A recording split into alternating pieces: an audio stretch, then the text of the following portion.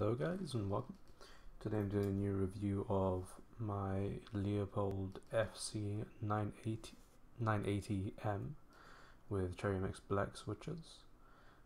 So yeah, let's get into it. First of all, the layout, which you might notice is a bit odd and non-standard.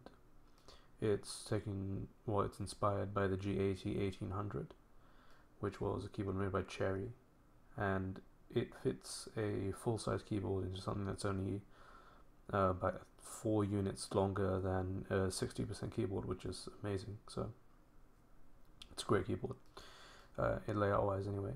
It does have some non-standard keys. As you can see, the bottom row is non-standard, so you need to set up keycaps that can facilitate that if you're going to switch them out from what they are stock. The stock ones are PVT, but they're only lasered on the front and they have no top legends. They have legends, but it's only on the front of it.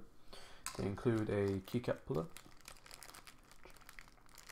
a USB to PS2 adapter, which I don't know why you'd want, but if you need it, it's there. And some extra keycaps for switching. The keycaps are on there for the dip switches.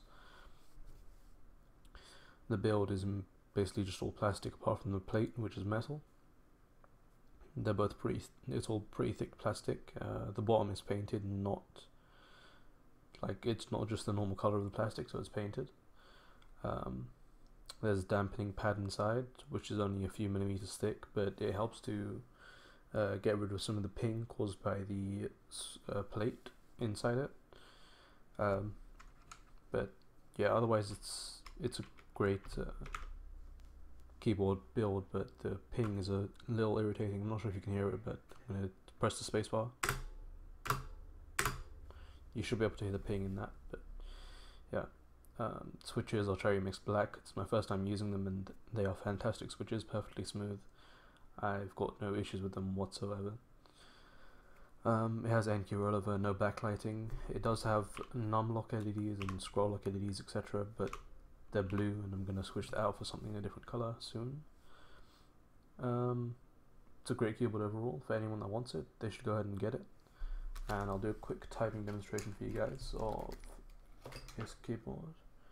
I do use a wrist rest whenever I type because it's just far more comfortable for me, and I don't elevate the feet. Speaking of the feet on this, they're pretty good. They're rubber tipped at the end as well, so if you want to use it, it's there.